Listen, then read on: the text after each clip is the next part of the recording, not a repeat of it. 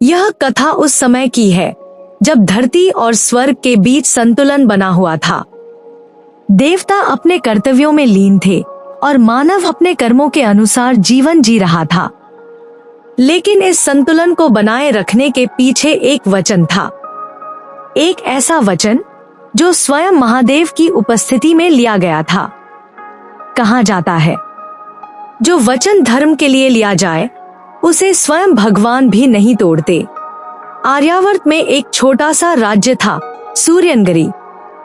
उसका राजा था राजा सत्यकेतु। ना बहुत बड़ा साम्राज्य, ना विशाल सेना, लेकिन राजा सत्यकेतु के पास था सत्य और धर्म। राजा ने जीवन में कभी झूठ नहीं बोला था। एक दिन उन्होंने शिव मंदिर में प्रण लिया, जब तक प्राण है धर्म का साथ नहीं छोड़ूंगा, चाहे उसका मूल्य मेरा सर्वनाश ही क्यों न हो। महादेव ने वह वचन सुन लिया। वर्षों बाद राज्य में भयंकर सूखा पड़ा।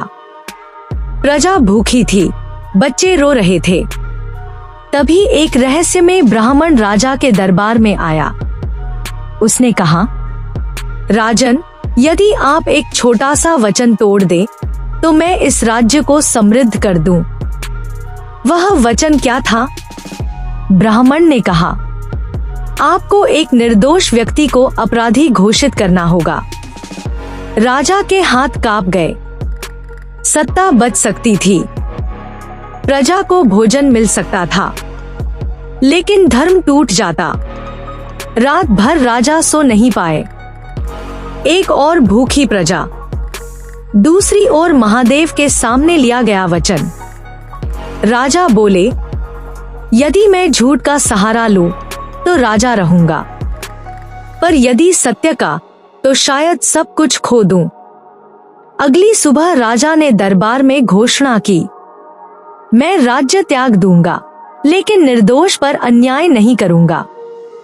पूरा दरबार स्तब्ध रह गया। राजा ने सिंहासन छोड़ा, वन की ओर चले गए, साधारण वस्त्र पहनकर। उसी क्षण आकाश गूंज उठा। महादेव प्रकट हुए। महादेव बोले, सत्यकेतु, तुमने वह कर दिखाया जो बड़े बड़े देवता भी नहीं कर पाते।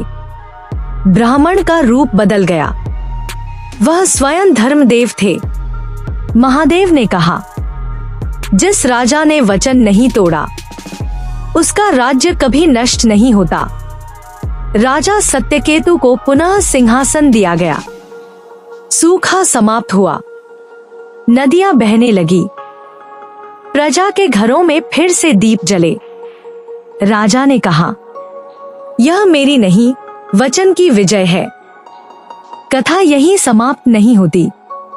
कहा जाता है, आज भी जब कोई व्यक्ति कठिन समय में सत्य और धर्म का वचन निभाता है तो देवता मौन होकर उसे देखते हैं और समय आने पर उसका साथ देते हैं।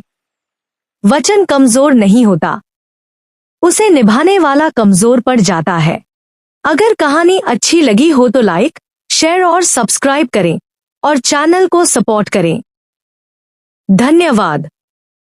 न्यू कहानी के लिए कमेंट अवश्य करें।